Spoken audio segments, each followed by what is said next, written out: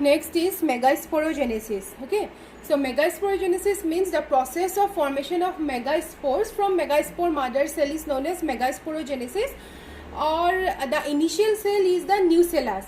Actually, this megasporogenesis process takes place inside the ovule or megasporangium.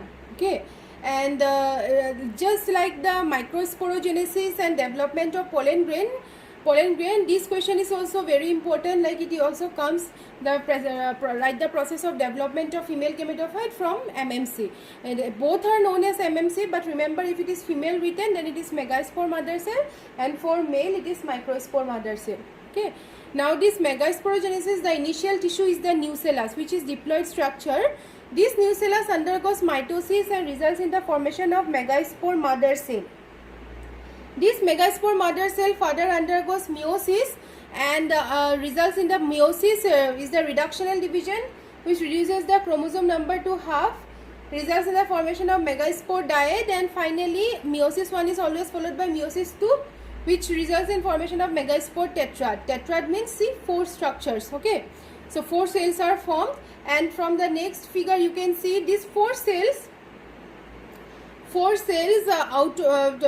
the 3 cells towards the micropylar end gets degenerate. Okay, the 3 cells, they are present towards the micropylar end gets degenerate, and only 1 remain functional towards the clavicle end, and this functional monospore or megaspore finally forms the embryo sac or female gametophyte. Hence, the development of female gametophyte is also known as monosporic development. This is very important question. Why the development of female gametophyte is called as monosporic development? Because as a result of megasporogenesis, the 4 megaspore which are formed, out of the 4 megaspores, the 3 present towards the micropylar gets degenerate and only 1 remain functional. That functional megaspore or the monospore results in the formation of the embryo sac. So therefore it is also known as monosporic development. Now this functional megaspore or the monospore undergoes free nuclear mitosis and results in the formation of 2 nucleate structure, 4 nucleate structure followed by 8 nucleate structure. It is known as free nuclear division since the cell wall is not present. Okay, so it is known as free nuclear division. So this is free nuclear mitosis, and mitosis means same chromosome number. These are all haploid structure only.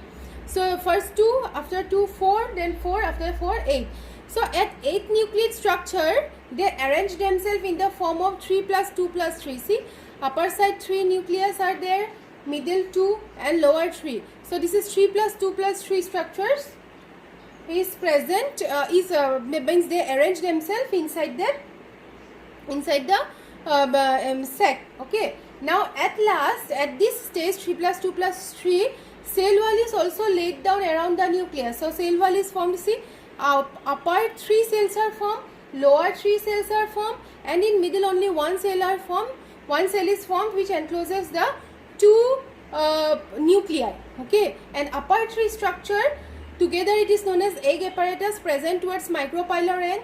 Lower 3 are known as antipodal cell, and the middle one is known as central cell. So together it is the female gametophyte or embryo sac. So this is just the flow chart. Written part you will get in the PDF notes. So from there, once you tally with this video also, then you can relate it very nicely. Okay, so if you get any doubt you can ask me, but this one is very important. Remember, why monosporic development and the process of development. Next is structure of female gametophyte and or structure of embryo sacs. Now this one you don't get confused with the structure of megasporangium or ovule. Now see, this female gametophyte or embryo sac which is formed as a result of monosporic development consists of 7-celled and 8 nuclei. So it is also known as 7-celled 8 nucleate structure because this consists of 7 cells, upper 3, lower 3 and middle 1 large cell.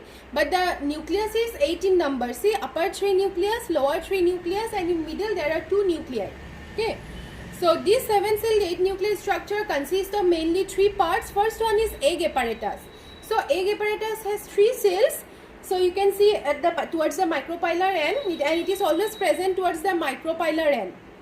Remember that. Antipodal are always present towards the collateral end. And these 3 cells consist of 2 synergids and 1 egg cell, which is haploid in structure. Egg cell is the female gamete. This synergid cell has some cellular thickenings. Okay, it has some cellular thickenings, which are also known as filiform apparatus.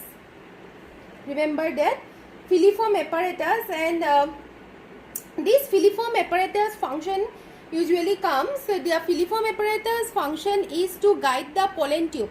So pollen tube will generally enter to the micropylar end, and it will reach the synergids where it will interact with the filiform apparatus, and this filiform apparatus guides the pollen tube to reach the egg cell.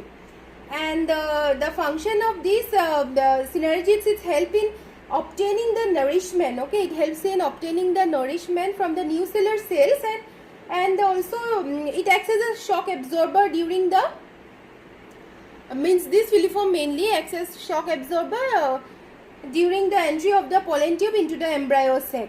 Okay, so this is about synergids and filiform. Remember, synergids helps in obtaining nourishment, filiform guides the pollen tube, also acts as a shock absorber. And the egg cell is, you know, egg cell is the female gamete which on fertilization will result in the formation of zygote. And the lower 3 antipodal cell, this is present towards the callagel end, and they soon degenerates after absorbing the nourishment from the surrounding cells. They also degenerate. They provide nutrition to the embryo, and after their function is complete, they get degenerate. Okay, that means after fertilization they are degenerated.